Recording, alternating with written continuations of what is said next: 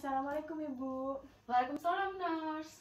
Mohon maaf ya Bu mengganggu waktunya sebentar. Saya Nurse Iin. Apakah benar dengan Ibu Novita, Ibu dari Adik Levi? Iya, Nurse, benar, saya Novita. Ya, baik Ibu. Jadi bagaimana kabarnya hari ini? Adik Levi juga bagaimana Ibu kabarnya? Iya, Nurse, kabar saya dan anak saya Levi baik-baik saja. Nah, ya baik, alhamdulillah ya Bu ya. Jadi tujuan saya kemari adalah untuk mendiskusikan terkait perkembangan dari Adik Levi. Nah, saya di sini ada waktu 15 menit. Ibu berkenan berapa lama? 15 menit aja nggak apa-apa, Kak Nurse, mumpung saya lagi free. Oh ya, baik pas sekali ya Bu. Berarti lalu untuk tempatnya mau di sini saja atau mau di tempat lain Ibu? Di sini aja juga nggak apa-apa, Nurse. Baik, terima kasih ya Bu atas waktunya. Di sini saya izin mencatat ya Bu perkembangan Adik Levi. Baik, pertama saya mau tanya usia dari Adik Levi ini berapa ya Bu ya? Usianya 5 tahun, Nurse. Oh, sudah 5 tahun ya Bu ya. Nah, berarti ini sekarang sudah TK atau PAUD? TK kecil, Nurse. Oh, TK kecil. Baik, pinter sekali ya Bu. Adik Levi sudah TK kecil di usia 5 tahun. Lalu untuk perkembangannya sendiri bagaimana Ibu? Saya tuh kalau mengamati Levi ya, Nurse, Levi itu kayak sedang gemar-gemarnya bermain, Nurse. Malah dia itu kalau sering bermain dengan alat-alat yang ada di rumah seperti panci dan sebagainya.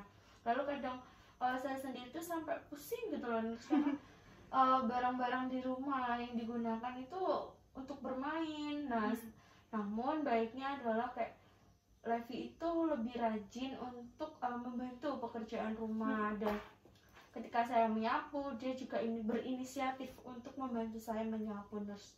Ya, oh gitu ya Bu, baik sekali Bu. Jadi di usia Adik Levi ini memang anak-anak itu akan sangat gemar bermain. Nah, dengan bermain alat-alat rumah tersebut sebenarnya ya Bu ya, Adik Levi ini akan mengembangkan keterampilannya. Nah, di situ dia akan berhayal, berimajinasi yang akan meningkatkan kreativitas dari Adik Levi.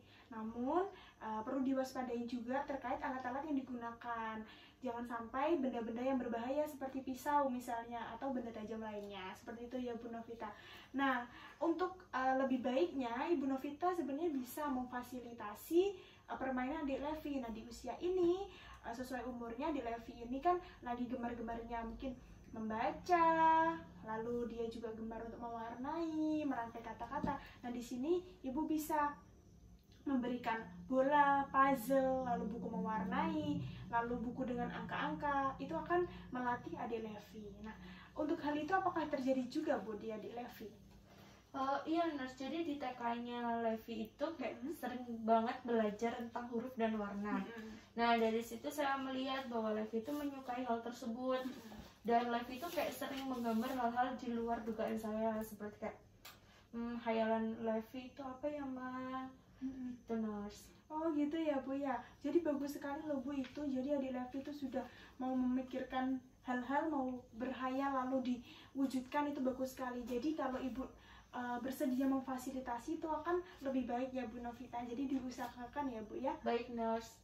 Ya, lalu ini saya akan bertanya terkait beberapa pertanyaan. Nanti Ibu bisa langsung menjawab saja ya Bu ya. Iya, Mungkin Nurse. yang pertama ini terkait pergaulan Adik Levi seperti apa Ibu? Jadi Levi itu punya banyak teman di TK dan tetangganya. Nah, tetapi ada 3 teman yang kayak sangat dekat gitu loh. Kayak sekarang tuh malah sahabat gitu ya, Bu? bestie gitu kan ya. Oh, iya. Nah, menurut saya itu dia adalah seseorang yang mudah bergaul. Nah, cuma saya khawatir apabila itu si Levi terpengaruh dengan hal-hal yang buruk dari temannya.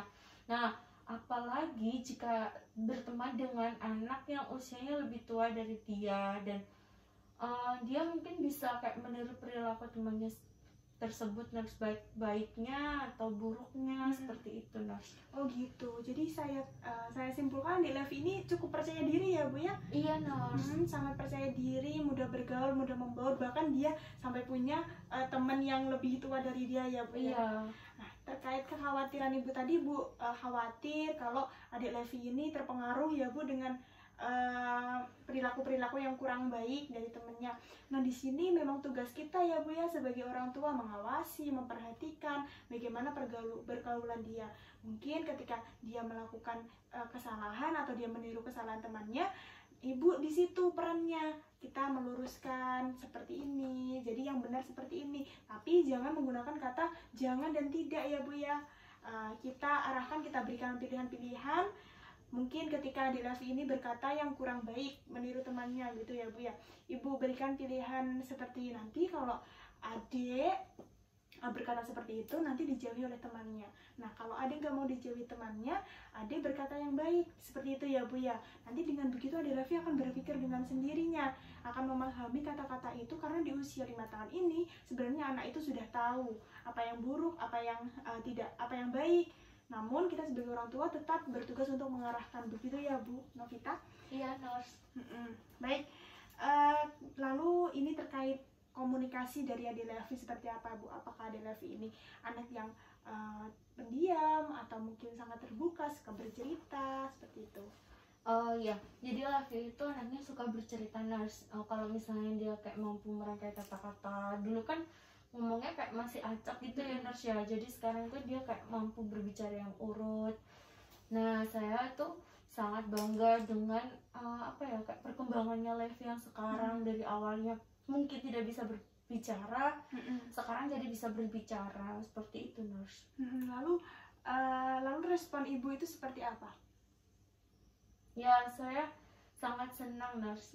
Gitu ya Bu ya. Baik, nah ketika anak-anak berbicara itu, kita sebagai orang tua responnya juga harus mengimbangi ya Bu ya. Ketika mereka berbicara, bercerita, kita lihat, kita kontak, kita perhatikan, kita jangan malah menyambi gitu Bu. Kita main HP seperti itu. Kita perhatikan, kita berikan jempol, kita berikan pujian ketika mereka itu bercerita yang baik-baik. Seperti itu ya Bu ya. Nah, kalau dengan hal itu, anak itu akan diperhatikan dan mereka akan lebih terbuka dengan kita nantinya. Seperti itu ya Bu ya Novita. Mungkin itu bisa diimplementasikan. Mungkin atau Ibu sudah melakukan itu di rumah? Iya, Nurse. Jadi kalau misalnya Levi bercerita itu kayak saya tuh senang mendengarkan dia mengoceh gitu, Nurse. Iya, bagus sekali ya Bu ya. Jika begitu mungkin sekian ya Bu diskusi kita hari ini. Bagaimana Ibu perasaannya setelah kita berbicara tentang perkembangan di Levi? Perasaan saya sangat senang sekali ya, Nurse. Jadi kayak saya sudah, ternyata kalau anak kayak gini itu hal yang wajar gitu, Nurse. Ya bagus jika begitu ya Bu ya. Lalu ini Bu, apakah ada yang ditanyakan sampai di sini? Menurut saya sudah jelas ya, Nurse. Jadi kayaknya belum ada pertanyaan. Jika belum ada berarti saya simpulkan Ibu sudah paham.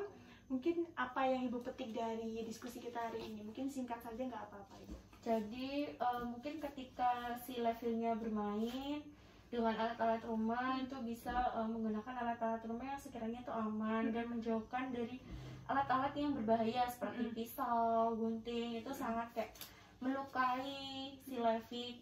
Nah, terus selalu mengawasi dan mengajari serta mengarahkan Levi pada pergaulan yang baik. Dan mungkin jangan pernah berkata jangan kepada Levi, tetapi memberikan pilihan supaya dia bisa berpikir seperti itu, Nurse. Ya betul sekali, bagus sekali. Ternyata Bu Novita ini sudah paham dengan diskusi kita hari ini. Jadi sekiranya bisa saya akhiri ya Bu ya. Nanti hal-hal yang perlu diperbaiki kita perbaiki bersama-sama, dan apa yang perlu ditingkatkan kita tingkatkan ya Bu ya. Iya, Dan Nurse. untuk memfasilitasi adik Levi itu bisa diusahakan agar perkembangannya lebih baik. Terima kasih ya Bu atas waktunya. Semoga Ibu dan keluarga serta adik Levi sehat selalu. Assalamualaikum. Waalaikumsalam. Terima kasih banyak ya, Nurse. Sama-sama.